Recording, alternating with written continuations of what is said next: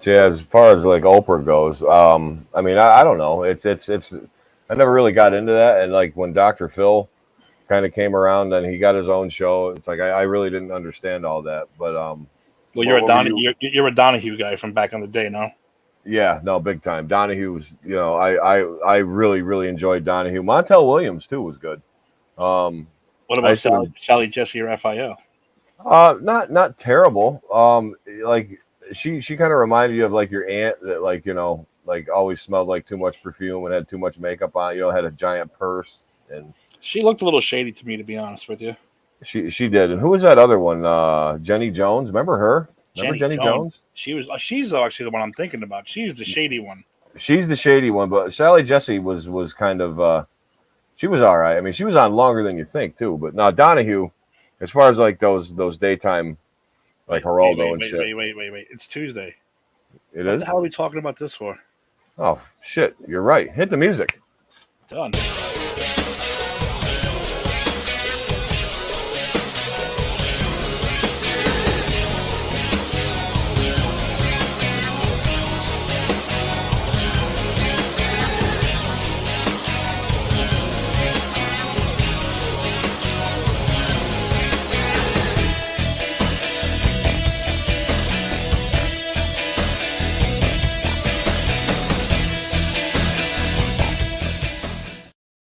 You know, I say this every week, but we got to fix that video.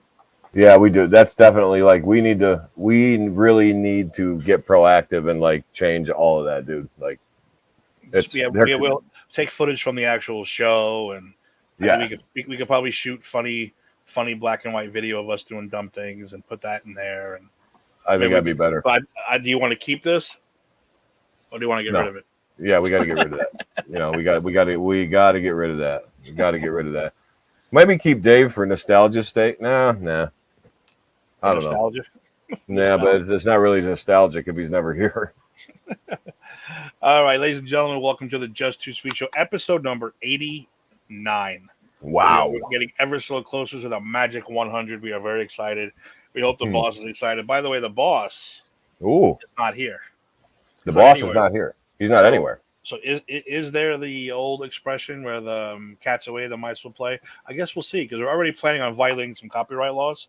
Well, Oh, maybe. yeah. We We're, don't we're know if gonna they are. we're gonna attempt it. We're going to attempt to try to violate some. Hopefully, wherever he is on his vacation, he gets a huge email tomorrow about all the violations that we did today. So, And wait till Friday, dude. Hey, Terzio, welcome, sir. Terzio, how you doing, old buddy? I know I can count on you, Terzio. Hell yeah, Terzio, we love you.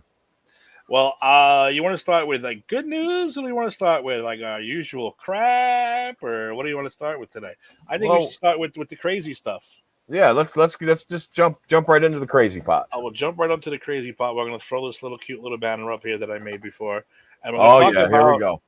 Here we two go. separate stories. Two separate stories came out today that um, AEW is basically a shit show Hmm. backstage. Never mind in Yeah. the front of the camera. We're talking backstage. Tony Khan is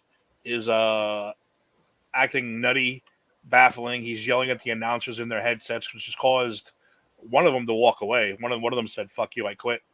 Another Was that wrestler. Tony? Was that Tony Schiavone? No, it wasn't Shivani. I don't know who it was. I didn't get. I don't know if they mentioned his name actually in that article, in that one article. I know So a wrestler asked for his release because he was tired of said of abuse. He asked yeah, for his release. Who the announcer was, I don't know, but they they. said it was 10 times worse than when McMahon and Kevin Dunn was in your ear.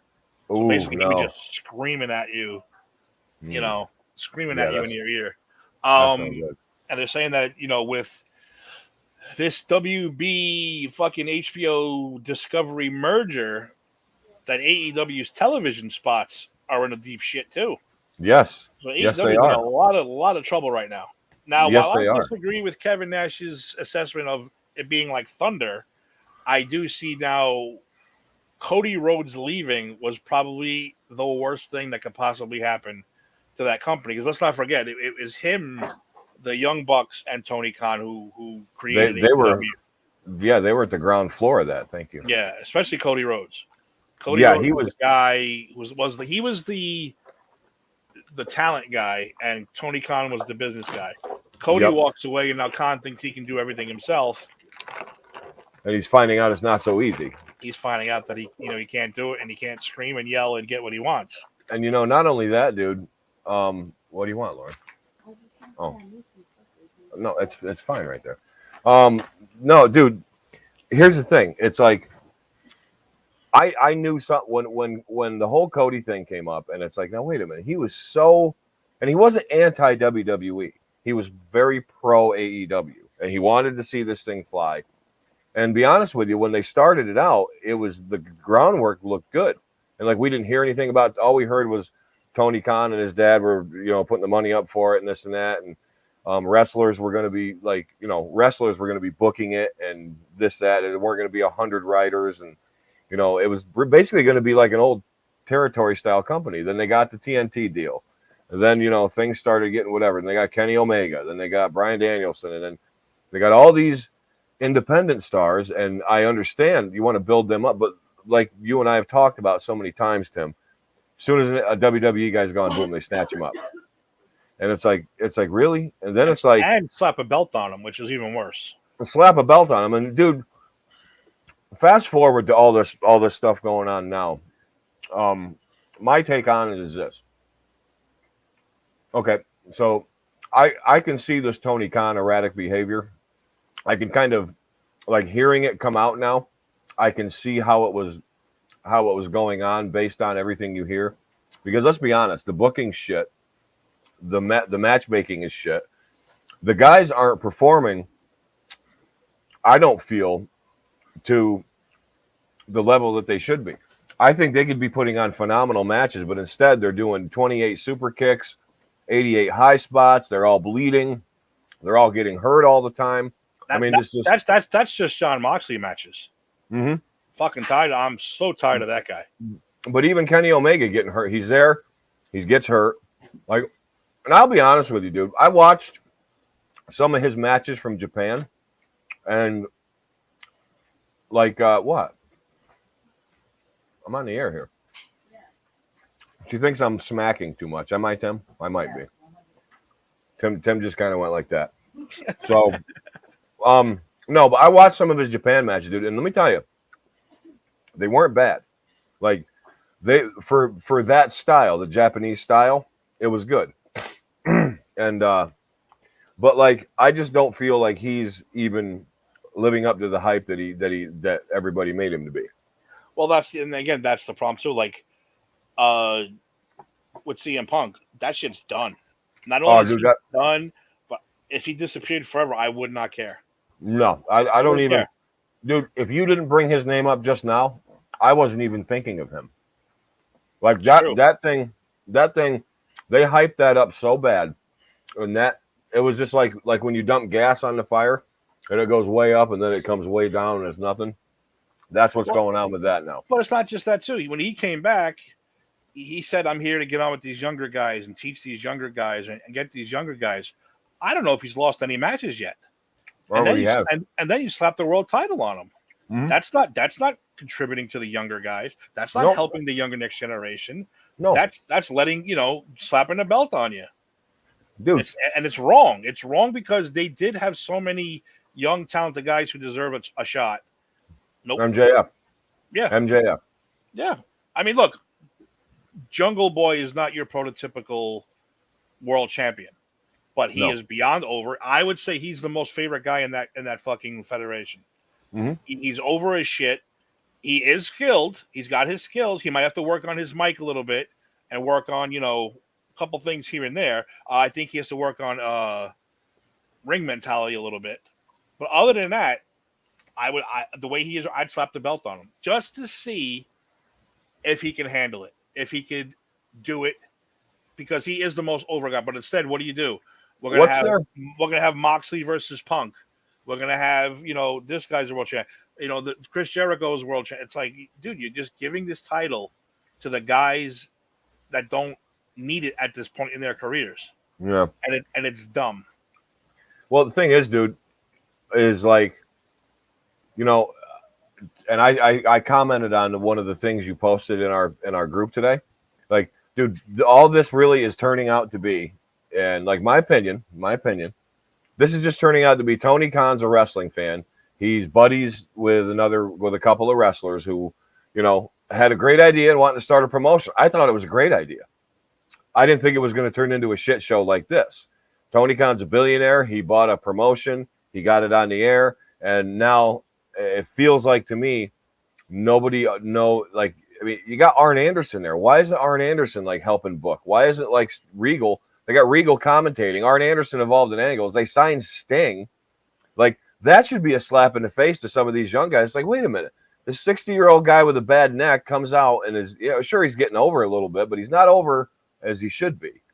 Well, at least he's mostly in the corner of Darby Allin. Right, but he's not out there winning titles.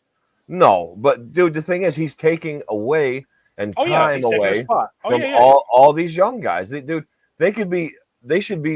We should be having unknowns being built up and helping build them up, letting them become somebody, and they're not. And this Tony Khan thing, even the guys who didn't get a shot, your Rusevs, your fucking Cesaros, those guys, I think, if they were getting their shot, that's fine, because they never had their shot in WWE. They were actually ruined.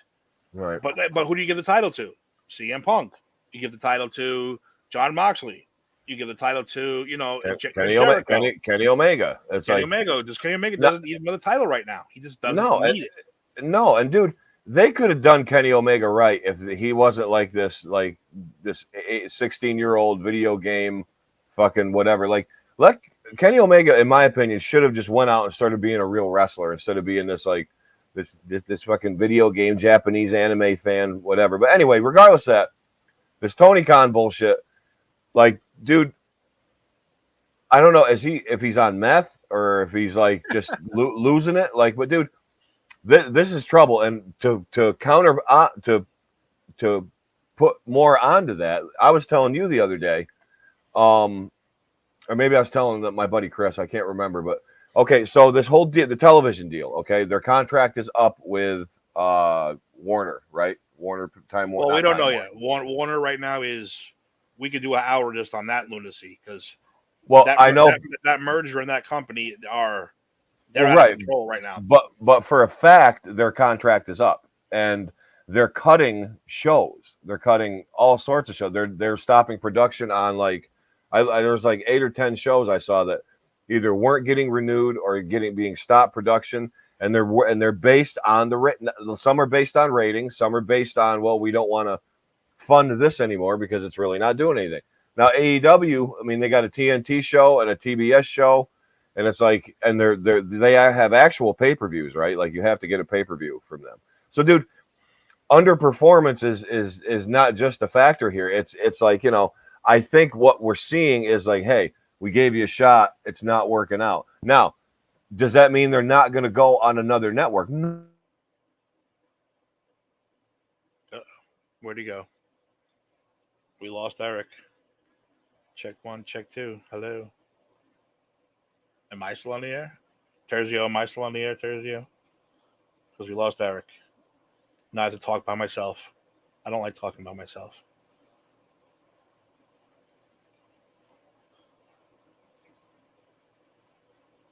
Okay, Terzio, I'm still here. Okay, good. I'm still here. I don't know what to talk about then by myself. We lost Eric, and I just wanted to make sure I was at least still on the air. Oh, there you go. He's gone. Let me. All right. So you know what? While I am by myself at the moment. Oh, wait, is he coming back? Hello, hello.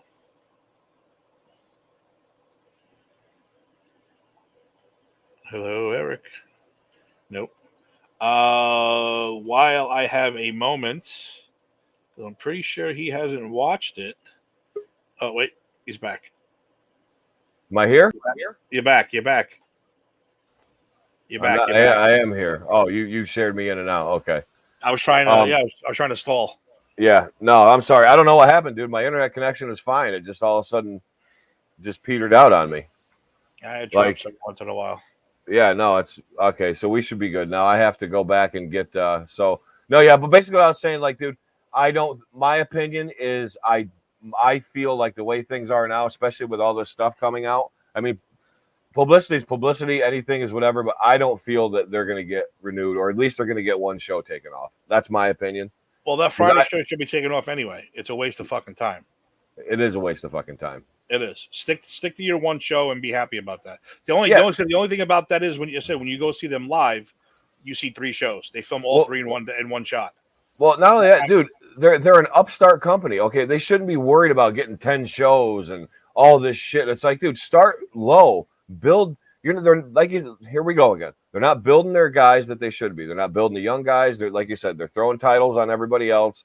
I think they did this all ass backwards. And the Thunder feel comment, I feel it's Thunder-ish. I mean, I think he's talking about probably morale and maybe stuff like that. Yeah, the Thunder was a shit show.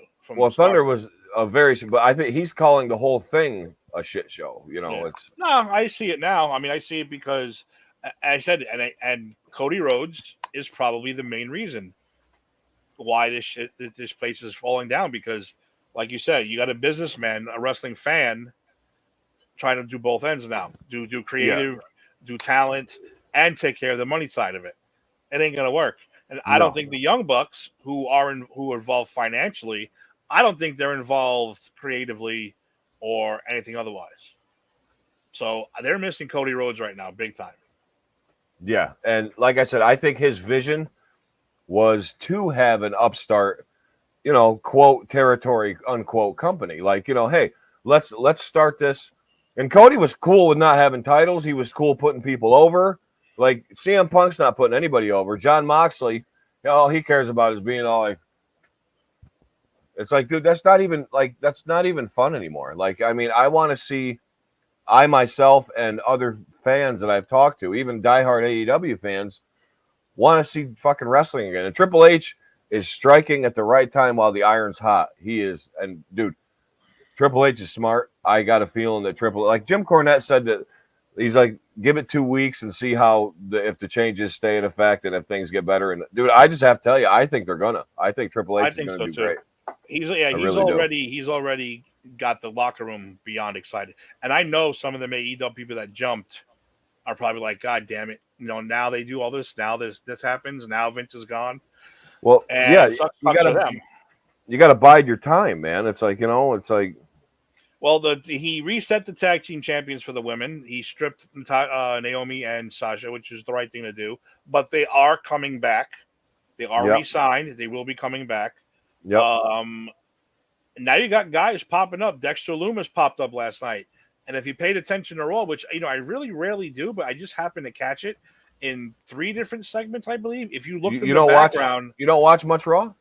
I don't watch it the way I used to watch it. I mean, I kind of watch it like on fast forward because I want to see the wrestling. I don't want to see the bullshit. Right. But I just happened to be watching an interview with the girls last night, and in the background there was a car crash. And I'm like, is no one going to acknowledge why there's a fucking car crash back there? And then at the end of the show, AJ Styles is celebrating his win, and you look in the crowd, there's these cops beating on this guy and arresting him. And I'm like, is this kayfabe, or is that really someone getting beat up? Finally, AJ Styles walked over and was looking at it. I said, oh, no, this is storyline, because now AJ's paying attention to it.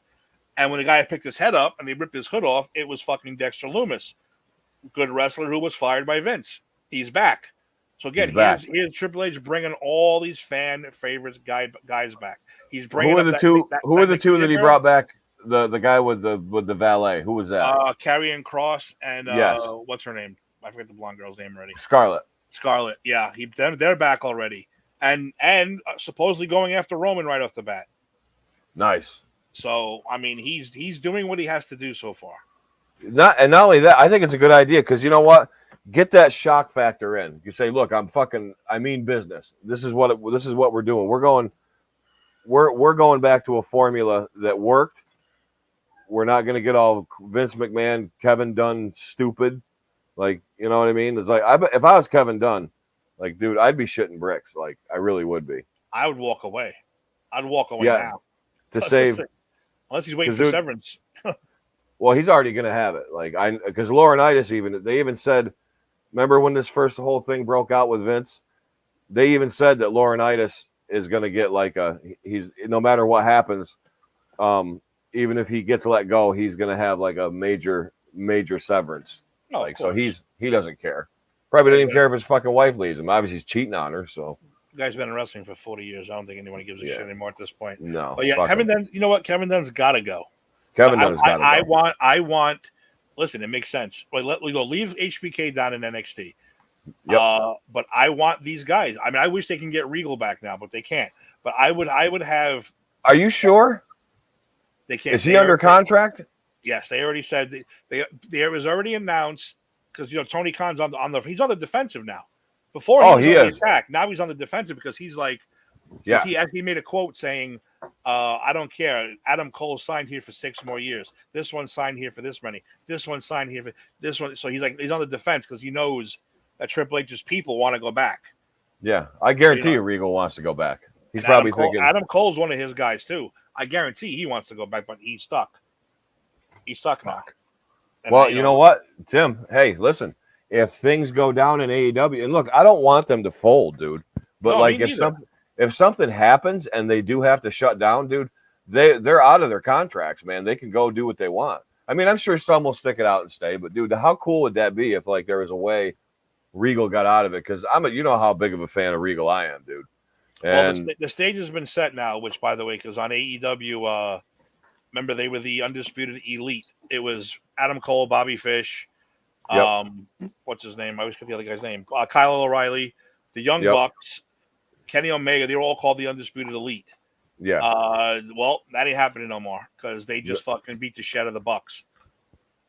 Adam Cole and Riley and Fish beat the shit out of the Bucks. They're gone. Yeah. They're separate. What that means is Omega's coming back soon. It has to mean that's when he's coming back because now they have the trios belts. So you're gonna have Omega and the fucking Bucks going after Adam Cole. And why aren't they giving a rub to the Freebirds on this, man? Have they? Not yet. They should, but that kind of pisses me off, man. That kind of. I'm sure they're gonna mention them once the tournament starts.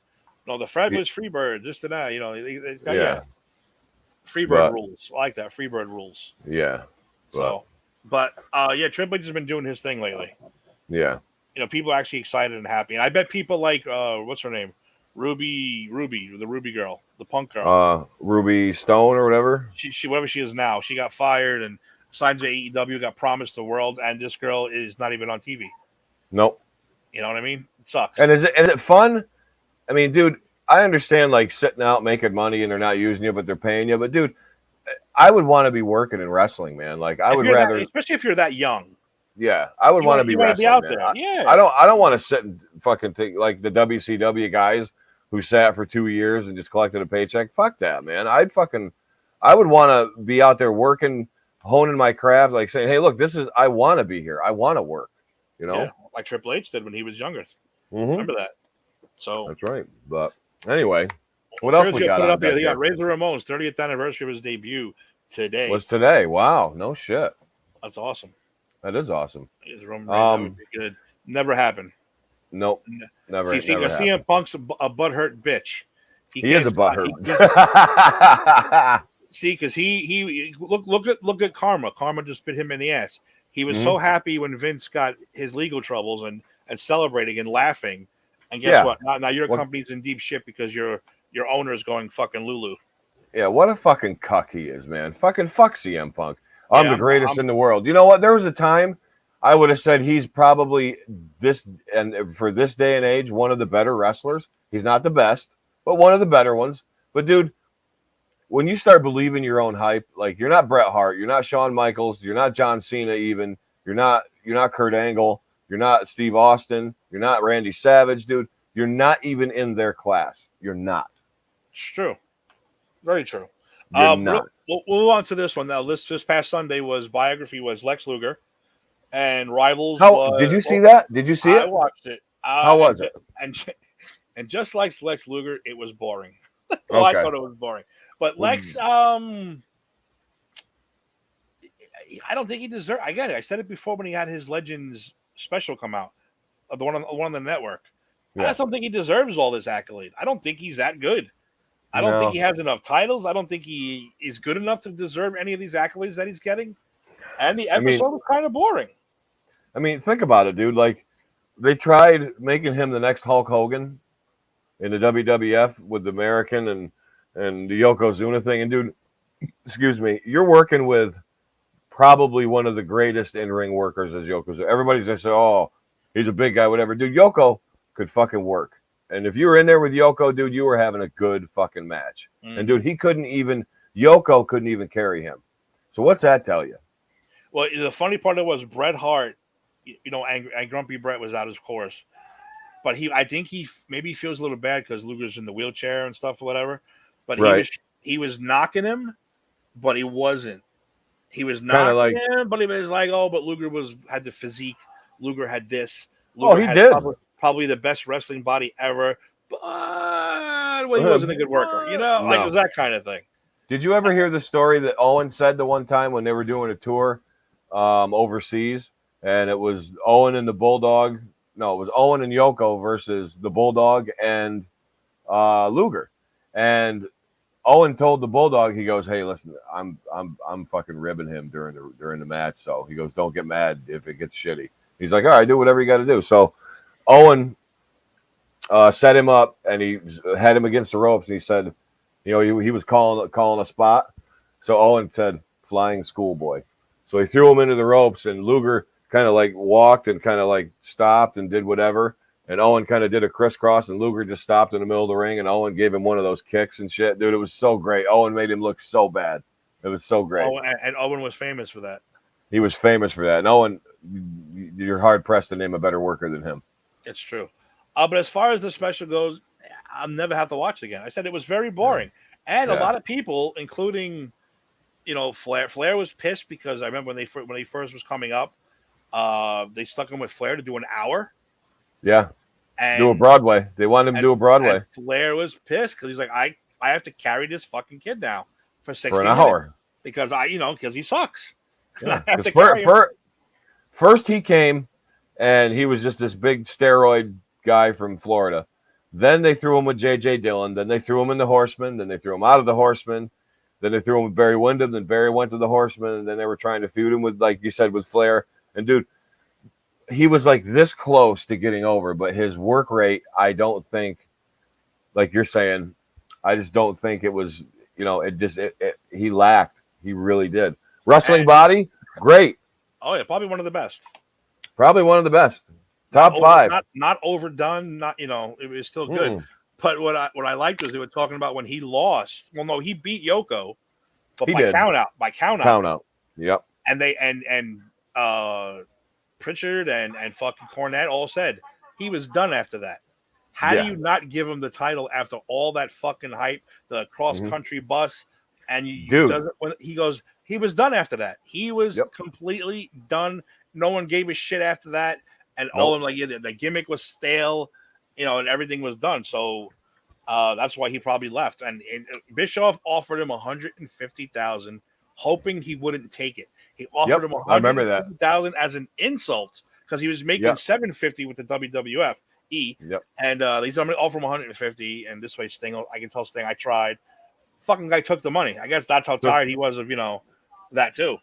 Took the money. So, but as far as is it worth watching? I guess once. Yeah. What's the Rivals one all about? What was that? Rivals was WWF versus WCW. Now you're thinking this is going to be good. Bless you. Right. You're thinking this is going to be good, but it wasn't. Everything. No, but it is. If you have the network, the WWE network, again, I'm shouting a free promo out for them. All you got to do is watch the Monday Night War special. Yeah. That's what this is. This is pales in comparison to that. Was it 10 parts? 10, 11 part documentary, the Monday Night Nitro War. Way fucking better than this. Way better. Light years better. Light years better. I mean, the only funny thing was Kevin Nash does the Rival show. They have a round table. They have a table of wrestlers, and he's one of the guys. He made some funny ass comments about what was going on. Dude, he's so great, dude. He's quick, and people hate him, but you know what? He's just fucking brutally honest. He is brutally honest. People can't fucking take that shit. And he's kind of dicky when he does it, but he is. He does it in a good way. He's one of my faves. But the guy's he could be a real dick when he wants. He can be a giant dick, but it's funny. Like you said, it's really funny. So I mean, that was that. But Eric, I know I have to make a special announcement though. Do it. We know that the Dwayne the Rock Johnson Hmm. watches this show. He does watch this show. As a He matter of wa- fact, we know he that for a watches fact. this. He watches this show, and he heard us talking, especially you, about the territory system back in the day. He watched this show, said that's a great idea. So he went to Really? Vice. He went to Vice, the people who make Dark Side of the Ring, the same people who make it, and produced the brand new show coming out, Tales from the Territories. Wow. Wow. He really Fucking, went through with it. he went through it. It looks fantastic, and for the Wow. first time, we're actually going to show the goddamn trailer for it right now because We are. it Is this a world premiere is a on the world Just Too premiere. Sweet show? That's right. Hey, It's a world premiere for us. world premiere trailer. Let's do it. Uh, how do you make it bigger, Eric? By the way, you have to go back Uh, to you go to the YouTube screen and you go down. There you go. You did it. just wanted to make sure it's my first time. You're a producer in training. Sweet. All right, so here it is, the trailer for Tales from the Territories. I don't know how loud it's going to be either, by the way. That's Let me know okay. how, Let's let me do know it. how loud it is. I will. This is where it all began. Canvas, Perfect. rope, and steel, the fabled squared circle. Travel to the golden age of professional wrestling, when the industry was divided into local territories, when wrestlers lived and breathed their characters 24/7, risked their lives to protect the wrestling business, and fought for real, inside and outside of the ring. It was the wild, wild west of pro wrestling. You know their names. You have no idea where they came from. Bone-chilling tales of triumph, violence, and perseverance, told by the legends who lived them. Next time when you kill the son of bitches. My dad stretched the shit out. This is where it all began. From executive producers, yours truly, Dwayne The Rock Johnson and Danny Garcia, and the creators of Dark Side of the Ring. His ex-wife. These Wow. are Tales from the Territories. Coming this October on Vice TV. Oh, dude, this is gonna be, dude, this is gonna be so great. That's going to be your show. Yeah, this is gonna be so great. That is definitely going to be your show. I said Rock watched this show and said, "Holy shit, these guys are right. I think I better get my own show going," and he did it. Well, we know he did because The Rock actually commented on one of your posts that you put up and liked it. I remember that. So I mean, I know what you're excited for, but I'm excited. I want the stories of them living the gimmick. I think Yeah, that's my me favorite too. part of the old days. The old days when bad guys had to be bad guys 24/7. Good guys being good guys all the time is boring. But I want to see Kamala be Kamala.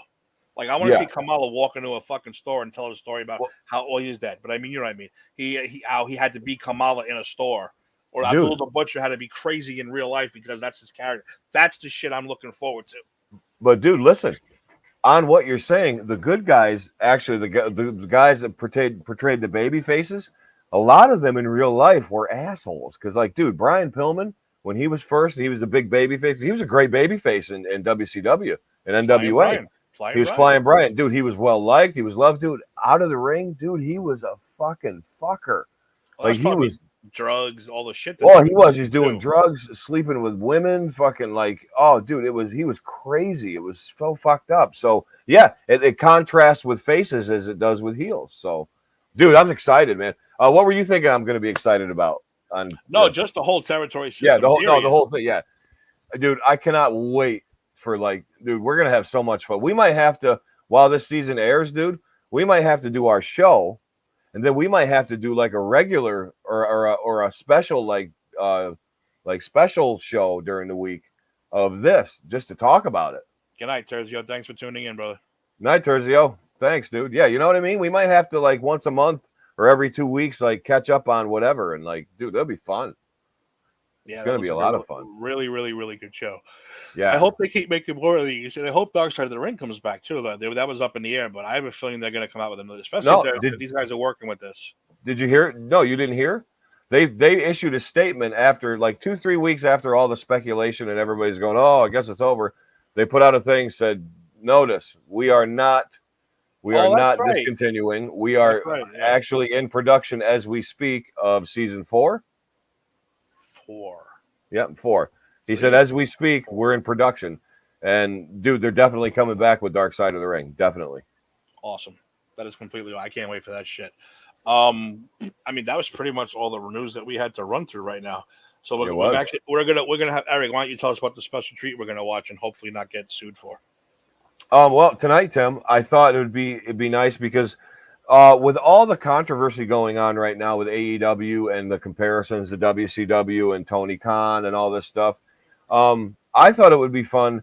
So, as we both know, the shoot interview has taken a life of its own, and because of the shoot interview, we get to hear the sides of behind the scenes and how it was, what things happen through individual wrestlers. You know what I mean?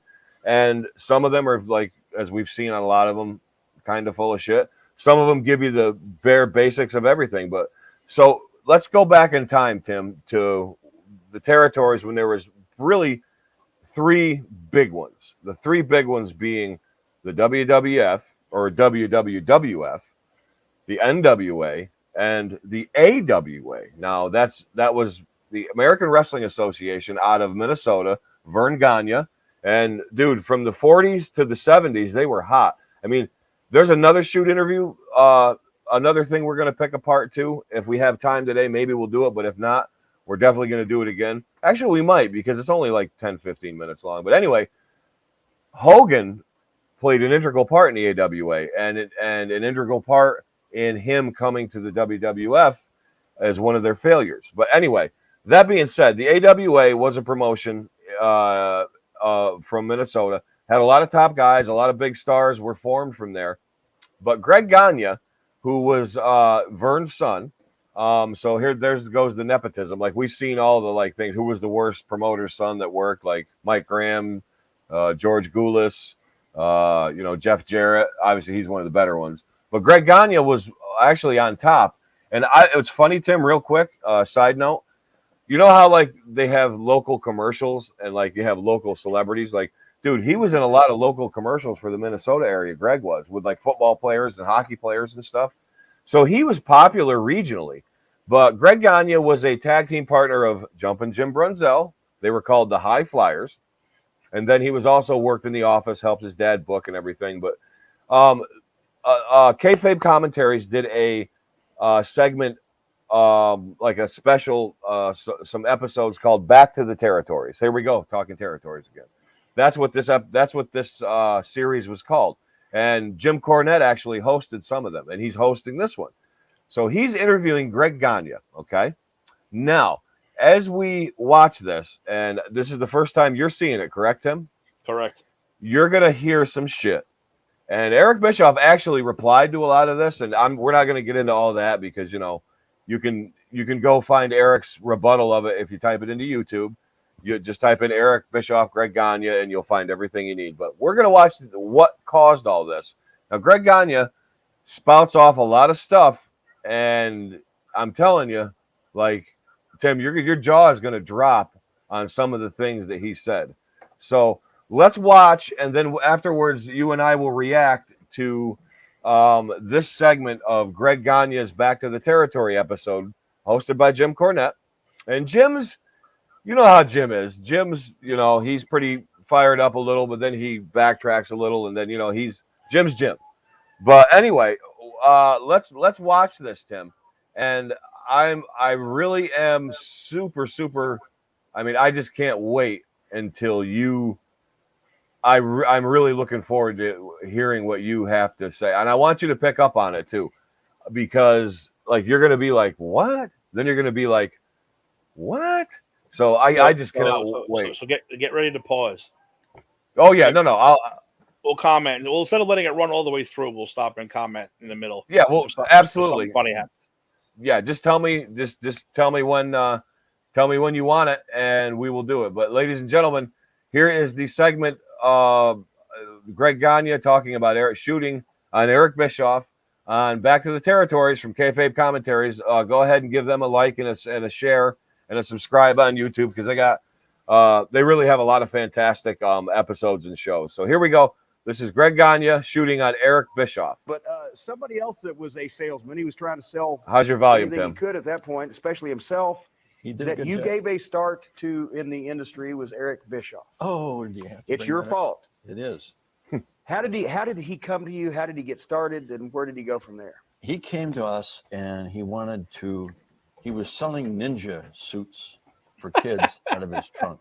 And the stars, the fighting stars, the So martial arts he ninjas. came in and he wanted to buy time on there to somebody and didn't have money to buy the time. So really, I don't know what he was really doing there. But Vince had taken our last announcer and we were doing interviews and we had nobody to do interviews. Am I crunching And too loud? Eric was talking and Dad thought he was a No, pretty you're good right. talker. He said, why don't you guys take him in there and work with him for a couple of days, see what you can do with him. And that's how he ended up doing our interviews. Wow. Then Jim Hurd, the genius he was, he came up and wanted to work with us, but he didn't want Vern involved. Now, that's a good way to present it to Vern, right? Yeah, I don't want I you mean, involved. I don't want you, you know too much about wrestling. I don't want you Yeah. involved. Well, Hurd was Dude, a you need master that of shirt. diplomacy. Oh my God, You he know. was stupid. Yeah, I want So- that shirt bad. We had the meeting with him and my dad. The was Cornet saying, one, "I right? can't believe this son of a bitch." Cornet one, yeah. So great. It's so So great. Hurd goes back and Bischoff, we're near the, and Bischoff, God, I got to find work somewhere. So Hurd calls me and he said, hey, I'll pay you X amount of dollars under the table to put our TV show on in place of yours. And I said, pardon me? I said, you're going to do what? He said, I'm going to pay you, and then I'm going to give you a contract with us to put our show on in place of your show in Minneapolis. I said, so Jim, what you're telling me I'm going to do is I'm going to fuck my dad and put our show in, and then I'm going to have a contract with you. I just want to get And this basically straight. run opposition to yourself. Right. Yeah. Is that what you're saying? He said, yes. And I said, fuck you. And I hung up. So then Bischoff came to me and he said, I got to get a job. Can you get me a job in the industry? And I thought, well, I called her. I said, Jim, I'm not going to put my dad's show. I'm not going to put your show on. I'm not calling for that. But we got this kid, Bischoff, and he wants to be an announcer. Can you use him down there in any shape, way, or form? So they took him down there. That's how he got the job. And then later on, he was able to get people to manufacture letters of recommendation for him, saying that, because I talked to actually one of them who shall remain nameless, but he's a guy that had worked around the business for quite a period of time. And he at the time was working in your office. You probably think of the name in your head, but he wrote a letter saying that Eric Bischoff was responsible for creative and this and that in the AWA. In return for, Bischoff said, you write me this letter and I get this job, I'm going to bring you down here and I'm going to hire you and blah, blah, blah. Was And either they Mike did, and he Shield- Mike didn't. Shields or I didn't say that Or- name. no? I did not say that name one time that I said that That's it the was only Mike one I Shields can- that used to work for Jerry Jarrett and Nick Well, there Lewis was in one other Tennessee. guy. And The other one was Joe Kupic, who was a young guy. And Joe said Eric promised him a job down there and he never. well, got it. see, there was more than one. Right. There was more two. than one. Yeah. So There was actually more than two because I never heard of Joe Kupic, and I still know God. a couple. But anyway, yeah, falsifying records. That was Bischoff's MO. That's why I always said that he convinced the TBS executives that he's the one that served second course to Last Supper, and that's why they let him be the head waiter. So, well, I hate to to really talk bad about anybody or put them down, especially on a video like this. But I guess it's about time. sure, go ahead. All right. So we got Eric Bischoff in there. Look how happy Bill Cornette Watts is. called me. Oh, dude, he lit right up, didn't he? He said, "Hey, I would like you to come down and work for us." He said, "Here's where I think you can help us." He said, "None of my guys can see the long range. They're all used to booking weekly territories, and with pay-per-views and that, you have to look down the road, and that's what Vern did best. And I'm sure he taught you because I've been around you." I said, "Yeah, I can do that." And he said, "Okay, I'm going to get you a contract." Why don't you come down and met with him? They gave me a contract, X amount of dollars. And I said, "Well, Bill, that's not enough." I said, "Here's what I would like. I would like, if the ratings come up, I want X amount of dollars for every point it comes up. Every pay-per-view that comes up, I want X amount of dollars, and so on and so forth." He said, "Okay." So my lawyer wrote it up. He hired me. I brought him down. The first day I'm in a meeting with Jim Ross, Bill Watts, Bob Dew. Dew, and somebody else was in there. And they said, well, okay. And in the meantime, Bischoff had called me 2 days before I'm going to start down. He says, hey, what do you think has to be done down here to change this thing around? I said, well, what are they trying to do? And if you're trying to compete with McMahon, you guys are way off base. There's a lot of you have to do. Here's what you have to. You have to get a new look on TV. You have to do this, this, and this. So I get down there and have the meeting with Bill. And he says, what do we need to do? And I said, well, Bill, first we got to turn. I mean, if you're going to compete with them, you got to get the big look. You got some talent here. Now you need the big look, and you got to figure out if this is what you guys really want to do. And we went and blah, blah, blah about this and that. And I said, you have to have that long range production. He's produce, your tape reviews at the end of the year, where you're going with it. He said, can you do that? I said, yeah, I'll do it. Okay, lay it out and bring it back tomorrow. So I laid out a whole year for him, brought it back to him. They all looked at it, and I said, the other thing you have to do, if you're going national and you want to get over in Minneapolis and you want to get over in the Midwest, Jim Ross, you've got to tone it down. People in the Midwest can't stand that twanging, screaming of yours. Well, that really sit over well with Hey, him. now. To this day, he won't talk to me. But I flail at you, sir, on behalf of all of us Southerners. so I kind of, really laid it out to everybody what I thought should be done. Maybe it's not the right way, but this is, if you're asking me, this is what you have to do. And really, you can't compete with McMahon. He does it better than anybody. You have to find your own niche, and I think I've got an idea for that. But I'm not gonna. We'll go down the road with that one. So in the meantime, 2 days later, Bill says, "Oh shit, they got this. They're trying to hire an executive producer here." I said, "Well, you want me to go down there and interview for it?" He said, "They got Bischoff down there. They got Tony Schiavone. They have Joe Pedicino and David Crockett." I said, "Well, the executive producer, aren't they going to call it?" No, I call the shots. So about 4 or 5 days later, we're in South Carolina. Bill comes walking in. He's got my contract. He said, "I wouldn't sign this." I said, "Why?" He said, "I get fired today. Bischoff's your new boss." And I said, "Bischoff's our boss?" I said, "You got to be kidding me." Eric had taken everything I told him on the phone, wrote it down, and that was his presentation to him. Wow. I can believe that. So now they had let Dusty off for a month. They were letting him off for a month, and then Mike Graham and I were supposed to book the stuff, give Dusty a break. So we're in there, and Turner, he had like 7, 8, 9 shows to do. Yeah. We're laying out shows, and Bischoff comes walking in. He says, "There, guys, there's your contract. Just sign it right down there." And I said, "Well, I want to take it home this weekend and have my lawyer look at it." I said, "Has anything changed?" "No, same contract." I said, "Eric, we're right in the middle of TV. I'm not going to sign the contract until I take it home and look at it." I said, get out of here. Yeah. So he left, came back 5, 6 times. And Mike and I are losing him. We're ready to kill him. We're right in the middle of this thing. He throws it down. I said, "Has it changed?" "No." I said, "Okay, boom." And I signed the freaking thing.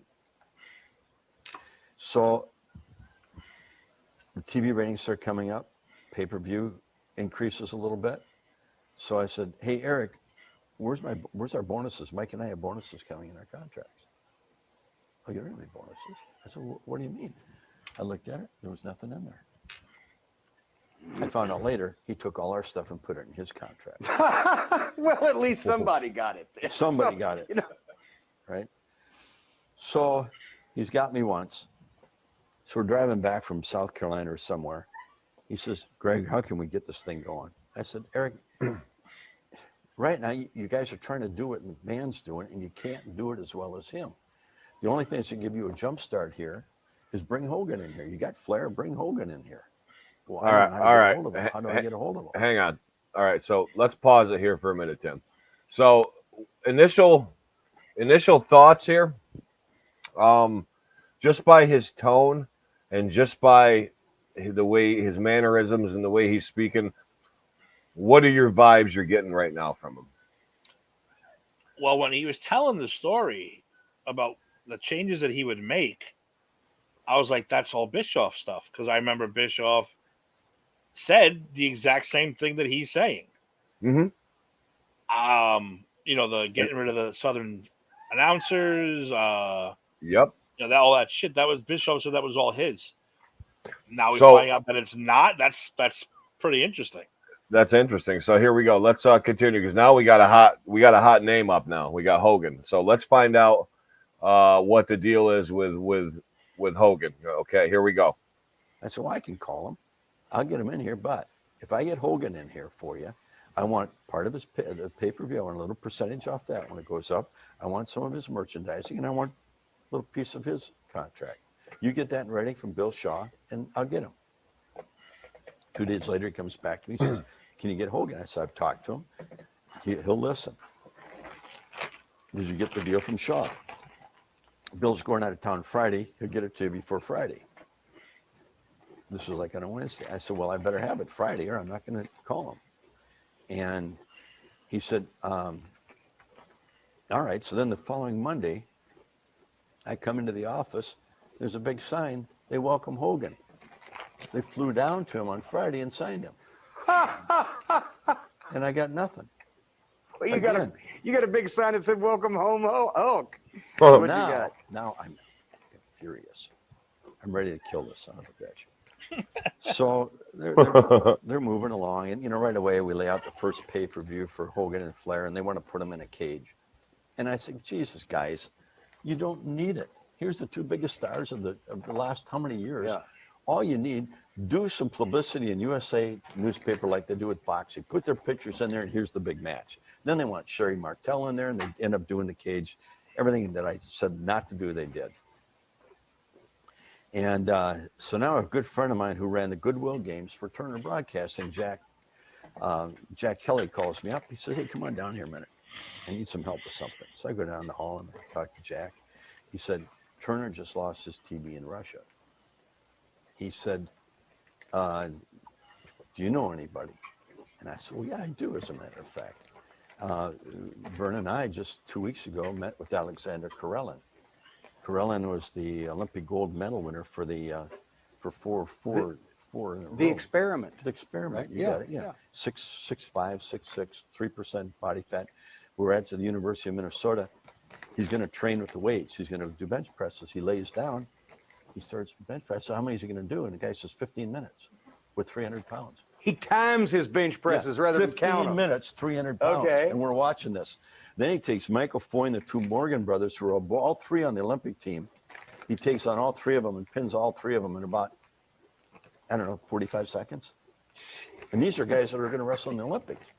So I said, I went and met with Hogan. I said, here,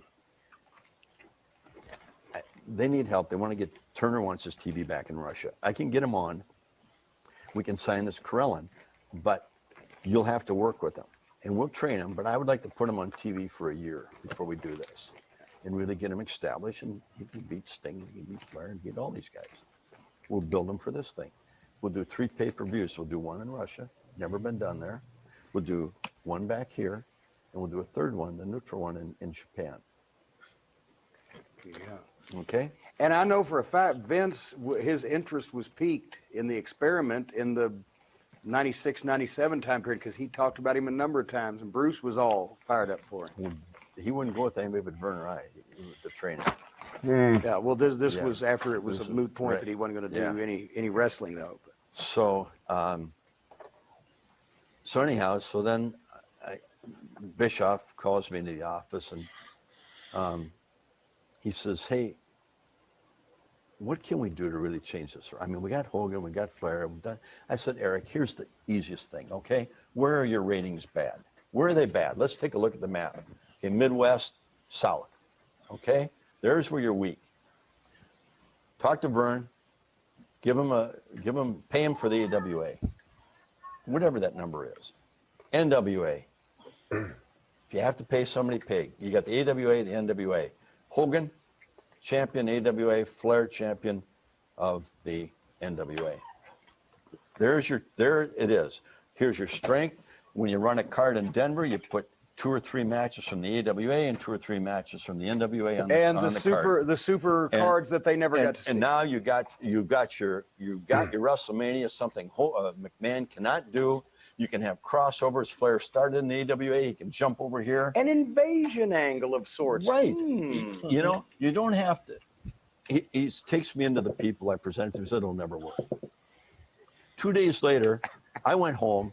He calls me up and he said, hey, I'm packing to go to Orlando for TV. He says, there's no need to come to TV. And I said, what do you mean there's never become a TV? He said, you're done. I said, what do you mean I'm done? He went behind my back. I heard about this Russian and what you want to do.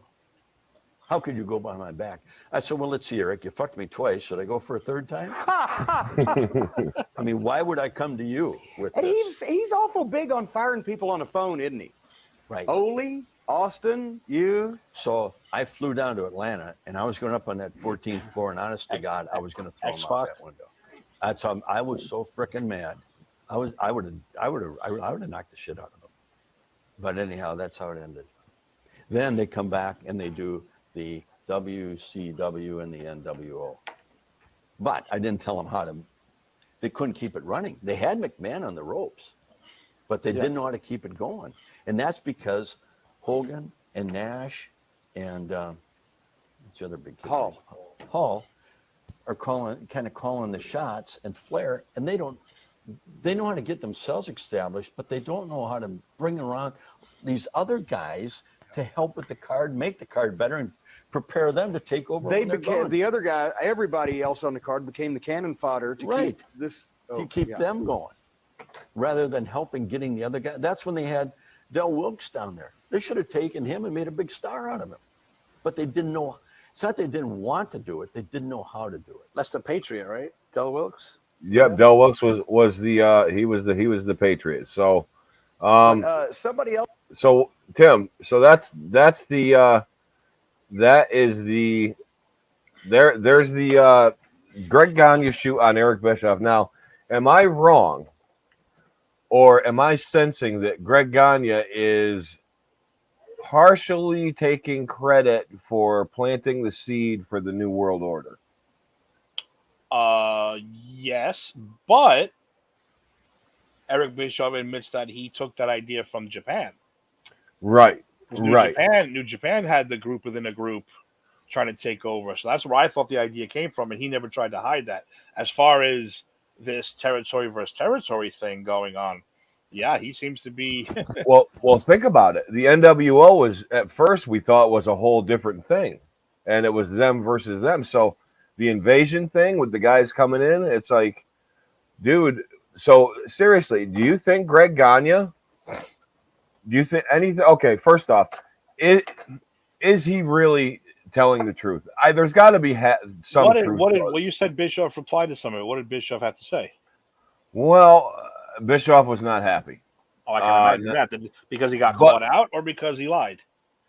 It's weird because he's pissed off the whole time, but the funny thing is he admitted to a few of the things that Greg said. So that initially I was like, or at first before he started talking like that, I was like, oh, okay, maybe Greg. But then all of a sudden Bischoff starts saying stuff, and he's like, I said, wait a minute, Greg did say that. Wait a minute, that did happen. It's like, so Bischoff tries to spin it in a different angle. He did admit to firing him, and did admit that he said, oh yeah, he went behind my back and I fired him. But like, man, I don't know. Is it almost worth, Tim, digging that up and hearing Eric Bischoff? I mean, I don't know. Like, we might have to do that another time, but yeah, dude. I mean, that sounds like, well, like I said before, when he was explaining everything, that's what Bischoff did. That's what Bischoff did. That's what Bischoff did. So now either Bischoff stole everything from Gagne, and Gagne might be the smartest man in professional wrestling other than Vince, or, Butthurt got fired, making up a bunch of bullshit. I think, honestly, I'm going to say it's 50-50. Me too. I agree with you. I think it's at least 50-50. I agree with you. Now, Tim, I think we have time to go. We have to, dude, you have to hear the Hogan one. Like, you got to hear.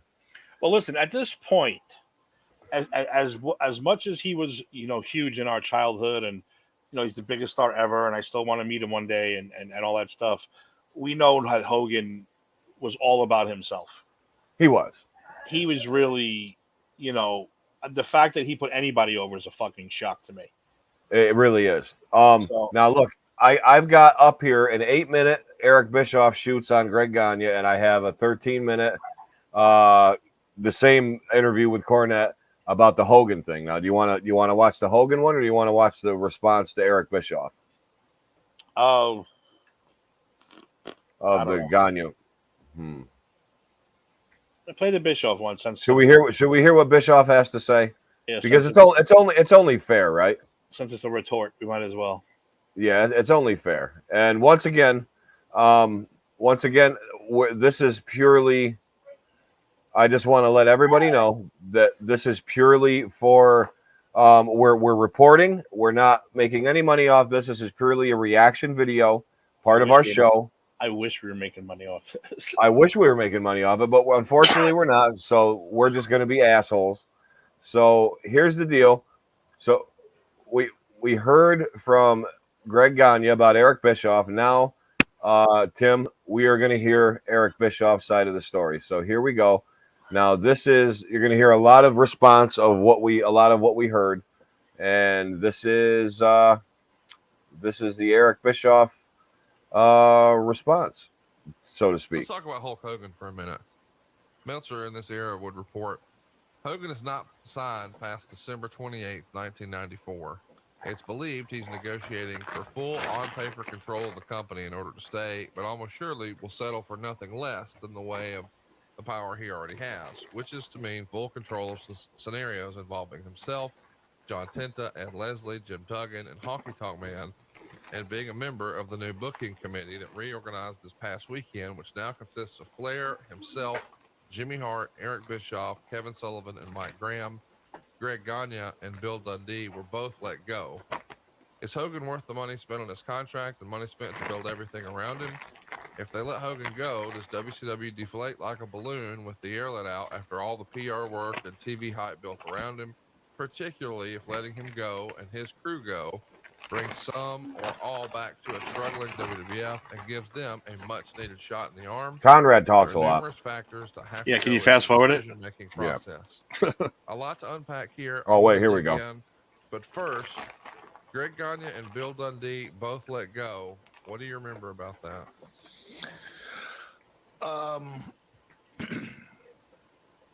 Well, I'll answer that question, but I definitely want to put a pin in because again, like so much of the digital diarrhea that I refer to whenever Dave Meltzer's reporting comes up. Yeah, another guy doesn't everything like about Meltzer. His entire premise was wrong. The very foundation of everything you read to me was absolutely incorrect. Number one, starting off with Hogan's contract wasn't up in December. I don't know where he would have got that. Hogan signed a 2-year deal for 4 pay-per-views a year. So to suggest that we signed him in July and his contract was already up in December, or would have been up in December, is just flawed from the get-go. And then everything else that came after that subsequently was flawed as well, except for the fact that, yes, Greg and Bill Dundee, I had let them go. I let Bill Dundee go because I just didn't see or hear anything out of him that made sense for me to keep him. He just wasn't a valuable asset to the company. And believe me, when I say that, I don't mean to, I have nothing against Bill Dundee at all. But to stand out as someone who had absolutely nothing to offer amongst the group of people, there were a lot of people that didn't have anything to offer back then. Suggests to me that he wasn't somebody I wanted to keep around. Greg Gagne, I let Greg Gagne go for an entirely different reason. I brought Greg Gagne in. Number one, I had really hoped that Greg was going to work out in WCW, and he could have easily worked out. Greg was, and probably still is in some respects, a very, very knowledgeable guy. And one of the things that I think Greg was, and possibly could still be, although the industry has changed so much since Greg was really involved in it, he's a great teacher. Especially when it comes to psychology.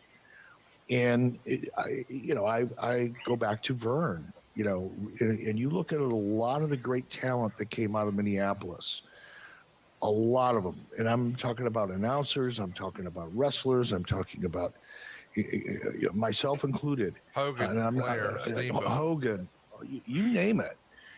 So, Kurt Hennig, Rick Root, so many top talents came through Minneapolis They really and did. out of Minneapolis originally.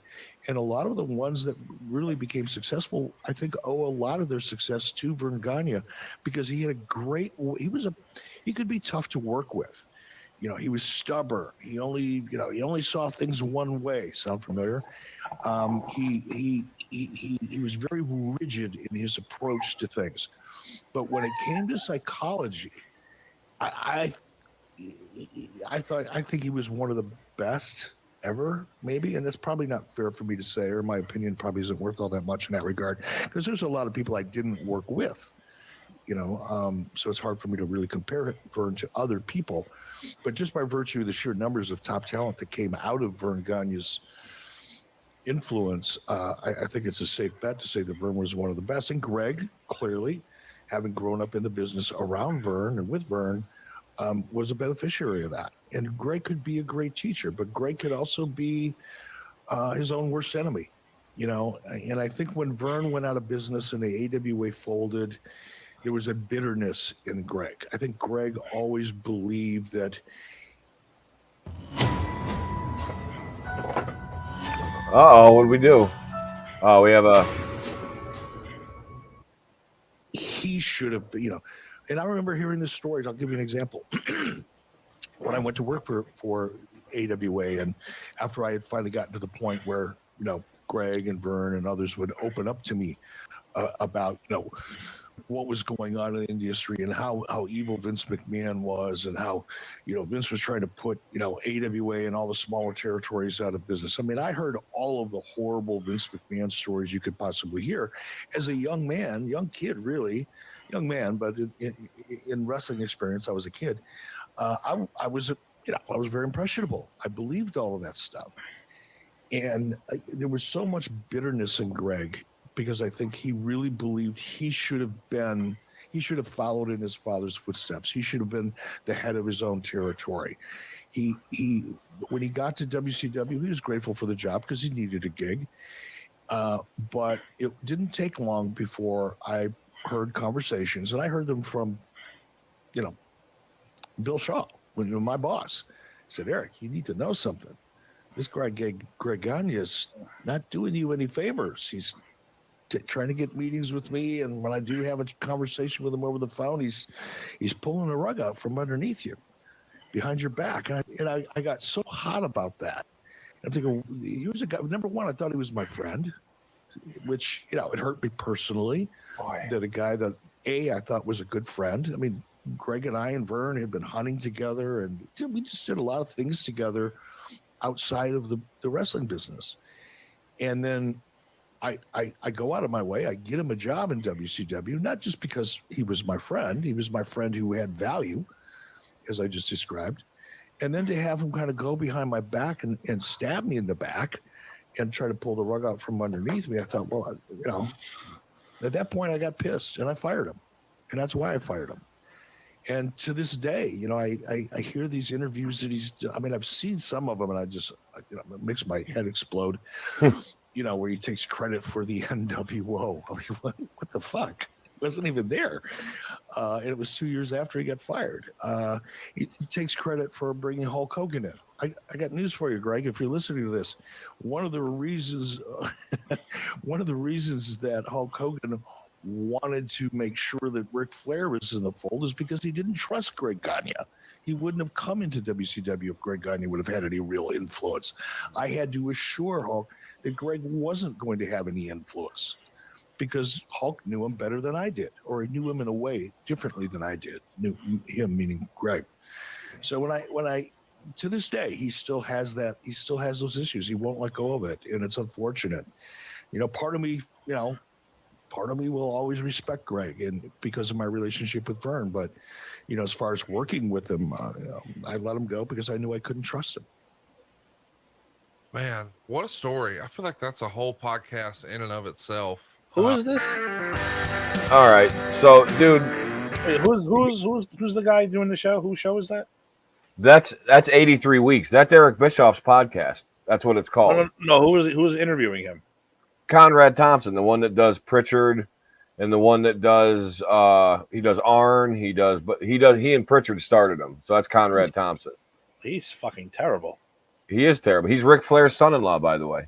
He married Sounds Rick's like- oldest daughter. He sounds like shit. Like his voice is Yeah, like he's- annoying. It goes through you. It's just kind of like this. A lot to unpack here. Yeah, it's like They're popular, dude. Like they're fucking popular. Like people love those podcasts. Not so much anymore. Like Pritchard's getting like people are starting to get like wise to Pritchard just because he's just a big ass kisser, and that's about all he does. And he's pro WWF, and he'll never say a bad thing about him, and he'll never, you know what I mean. And Conrad, I mean, my opinion is he's not great on-air personality. I mean, he fell in with the right guys. But what do you think now, dude? You've heard Greg, you've heard Eric.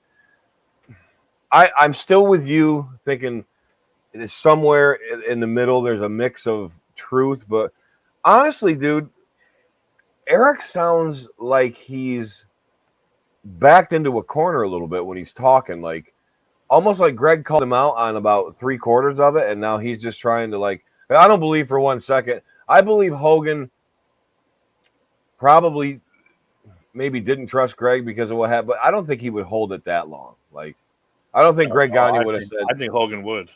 You think Hogan would? I think Hogan would. Okay. Gotta be honest. If I'm thinking about it, I think he would. That's the part where I'm gonna go with Bischoff on the Hogan thing. You're gonna go with Bishop. Okay. The rest, Yeah, except for the NWO thing, Yeah. I might go with Greg. I Me don't know. too. Me too, dude. I I don't just know. have a It seems like that. yeah. Do you have that weird feeling like Bischoff's kind of like kind of making shit up, like trying to like Don't forget, whatever? he went from a fucking C squad announcer to running the company. That Yeah, shit and just- like that shit just don't happen. no, and I think I think that he's got it wrong. I don't think Greg really fucked him over because he couldn't because he was really either is equal or underling the whole time, and like I honestly think that like fucking Eric took a bunch of his shit and just said fuck you and fired him. You know? Probably did. I Yeah. wouldn't put that past. Look, this is like when you realize it now. That's why I'm looking forward to the new show. This is a fucking cutthroat business. Oh, dude. It's super cutthroat. It really, really is. I mean, it's a fucked up business when you really think about it. It is, and So it's I wouldn't put anything past anybody anymore. no, And I'm no, hoping and that especially the Territory show exposes some of that shit. yeah, like you were just saying, like I think we're gonna find more and more what really happened back then. Like, you know what I mean? But like you said, as much as you want to Hogan was this, Hogan was that. He was a bit of a scumbag. Like I don't, was. he was. He was all about himself. We make fun of Bret Hart, but even him, he really thought he was larger than life. I mean, he was technically, his character was, but He was, but he was smelling his own shit and thinking it was fucking sandalwood. It's like, dude, it's not. No, dude, you're still a fucked up guy, man. And I'll give him credit where credit's due. He, without Hogan, like the face of wrestling would never have, I don't think, become Well, what it you is. can put it this way with Hogan. After all these years later, Savage is dead. Why won't you admit that he punched you in your fucking face? And that's where your black eye came from for WrestleMania. And He'll never admit it. But No. meanwhile, you got other people saying he went to his house looking for Elizabeth. He thought Hogan was hiding her. They got into a shoving match. Fucking Savage punched him in the eye. He shows up on fucking WrestleMania with a fucking black eye. yeah, that just doesn't fucking appear. Dude, Savage is dead. Yeah. It's okay to admit that you got punched in the face by someone. It's okay now. Admit Yeah. it. The guy's dead. He's not going to come after you. He's not going to make you look stupid. Admit it. No. Never admit it. He'll But never, dude- ever admit it. I think Hulk is a is like what do you call those people? The liar, the habitual liar, like he He's just like a compulsive liar. Yeah. compulsive liar. I don't think Hulk can tell the truth about anything anymore because, like, dude, his issues with Barry and the Warrior, and like I've heard a lot of people say whatever, but dude, there's a compilation of people talking about the Warrior from shoot interviews, and dude, it's not all that bad. Like real like wrestlers who are pretty straight up guys are like, yeah, he was a little different. He kept to himself, but he wasn't a bad guy and this and that. And like, so, but Hogan buries him, buries Savage all the time. Like you said, Savage is dead. There's nothing to lose. Not like, and other than that, dude, why not just like let it go and like just be honest about stuff? Like, dude, you have no reason not to be. Your career's over. You made your money. You did this. Like just fucking let it out, man. You think it's like, gonna hurt? You think it's gonna hurt his brand if he admits that fucking Savage punched him in the face once? So what? well, dude, he even fucked Bret Hart over. Like, he wouldn't work with Bret Hart because he didn't think Bret was even anywhere near. But you'll do a program with Beefcake with fucking Ted DiBiase and Erwin R. Shyster. You think that's fucking gonna draw money? Like, come on, man. I don't know. I don't get it. Like I don't know. But that's a whole nother show. That is a whole nother show. But we done a minute, an hour and 15, so that was a good one. yeah, that was a good one. That was. But we're gonna start playing more clips. Fuck it. Yeah, fuck it. We're having fun, dude. That's This right. is fun, and I people wanna are. I know More when people trailers, listen, more they're gonna clips. love it. Yeah, more trailers, more clips, all better. All better. So yeah, I guess we'll wrap it up there. I think this week, I believe the biography is DX and the rivalry is Triple H and Mankind. Really? I believe is this week, if I'm not mistaken. So I'm looking forward to DX. But my problem with these A&E things is with the WWE Network, I know all this shit already. Like, Yeah, it's kind of. you're not blowing my skirt up. Like, you're not Yeah, showing me anything I don't know already. Yeah, it's kind of like you're rereading a book for like the 8th time. Like, you know what I But mean? it's like Luger was new. I didn't know much Right. about him, but I don't care because I don't think he's worthy of a legend biography. And, I didn't get- he's a very boring individual. He just is. He is. You're not stimulated at all by anything. No, He's he has no personality. I'm not knocking him too because he's all fucked up now.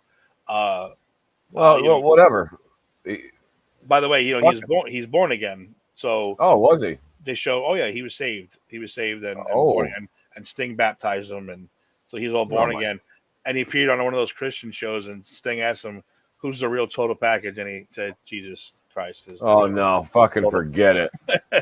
He's the. You know what he is now? He's the total douchebag. Fuck Yeah. him. Like I said, he wasn't worthy of one of these episodes. So, No, fuck so- him. But at least I'll watch DX next week. I can laugh and enjoy it, and the rivalries with Triple H and Cactus or Mick Foley, whatever. There's always a good one. So a lot of blood. That is a lot, gonna be a lot, good lot one. of good stuff in that one. So I think that's It next is. week. I'm going to try to get me to watch one of these old. I just been busy, man. Especially at work. We've actually picked up in business, so Oh, good. I don't have as much free Good. time as I used to watch stuff. But I'm going to try to do that so we can bring back the old The pay-per-view. segment. Yeah, because that's fun. Yeah. What else is going on this week with Pieces? We said the boss is gone. No Mets show. But what else is going on? I mean, we had Empire with Ed that and was Sunday. That was Sunday. that was Last Ed night and, was, yeah. What was her name? Ed and Katarina. Yeah, Ed and Katarina. Katarina. Yep. Last night, Double O Deep Dive with Jason and Ginny. That Tomorrow was good. night is free because Granny's is coming on Saturday at 1, an afternoon Granny's. An afternoon granny. And Thursday, I believe Skyliner's going, Okay. Are you on that? or tomorrow. I don't know. She hasn't contacted me yet. Oh, okay. If she wants me to go, I'll go. If not, Nice. I haven't heard I think from her she yet. should. I think if she wants ratings, she needs Tim Tabala. Well, is what I'm saying. she's an EMT driver, so when she has a bad day, I just take that as I'm sure you had a bad fucking day, and I don't want to know about it. Oh, so, yeah, that is. So that she is needs kinda she true, needs yeah. a mental health day for that. I do what you got to do because Yeah. EMT is no joke. No, it's So, not. But and, we're. are we we- going Friday? Or are we going? What are we doing? Are we going Friday? I think we should just stick with Friday, don't you? Like, I mean, I because like I said, I like the late night Friday, dude. We have a lot more people come that and I think we have a lot more fun too. Like, I do, too. so let's set it in stone. A to Z will be coming on after 9:00 on Friday night. And our new shows, Blank Lincoln Collective and Don is Am I on the Air? Yep. I believe they're supposed to make their video. I know Black Lincoln did a video, but I don't know if it was on StreamYard and on the network. Yeah, But I wanted to ask you. They're supposed to be coming on the network soon. That's what I thought. I was going to ask you, Tim. I mean, I see all the hype they have and all the shows they do and all this stuff, but I find it odd that they're not like part of our I network. think Like they're with us, but supposed they're. to. I think Steve's. That's what I thought. The boss said right before he left that they're going to be making their debut in the next couple weeks. Okay, good. So Because hopefully they're those good, come. good group of guys. You know, that's good Yeah, to they have. are. And they're fun. So. Fun shows. So Yeah. More shows to And invade for us to invade. and I get 100%. NWO style. NWO style. So, dude, I sent you my cliff notes of what I want to talk about. So, is that pretty cool? What we're Yep. I'm yeah. down. I'm down for whatever. Cool. So we're gonna have A to Z after 9. We're gonna say 9:30 on Friday. Late night as always. So we're gonna have some fun, and that's about all I know with the shows. So That's all you need to know. Just remember, That Pop is all Culture you need Pros, YouTube, Facebook, Twitter, Anchor, Spotify, Amazon, Google, your mother's ass, all that stuff. We're there. Look us up. Either watch us or listen to us. Either way, we're everywhere. Spread us, share us, love us. Spread us like your sister. Spread us like your sister on her prom night. Exactly. That's all you got to do. That's all you got. Gentlemen, we are officially 11 away from 100. 11. And if you missed last week's show, we might have a very special musical video coming your way for the 100 show, which by the way, I've got to tell you, I am working on the music as we speak. Sweet. I actually wrote down a few ditties that I want to try out. So we're gonna have to get behind the scenes and do that. Yeah. Yeah. So I'm working on that, and hopefully get the music onto a flash drive, upload it, send it to everybody. Everybody writes their little rap or rhyme or whatever, records it, puts it back on the flash drive, sends it back to me, and we'll try to figure all that out in editing bullshit, and we'll have one of the funniest goddamn videos ever made. Dude, I'm so excited to do that. You don't have any idea how excited I am. Even if it comes out very bootleg, I want it to come out very bootleg. I think it should be very bootleg. It should have that 80s VHS feel to it. Yeah. That's what I want. That's what I want. So we'll be looking 100%. forward to that. Episode 100 coming up in a couple of weeks. We are looking forward to it. The boss is on vacation, but we're going to say it anyway. You better have gifts for us ready to go. Because we are... Put in the books might be the flagship, but we're the anchor. We're putting butts in the seats. So yeah, we're the fucking anchor of PCP. They don't even fucking question it. Exactly. So, ladies and gentlemen, we will see you next week. Watch all our shows. Watch everything. Watch this. Watch that. And of course, remember one very important message: we're better than you, and we know it. We do know it. Peace.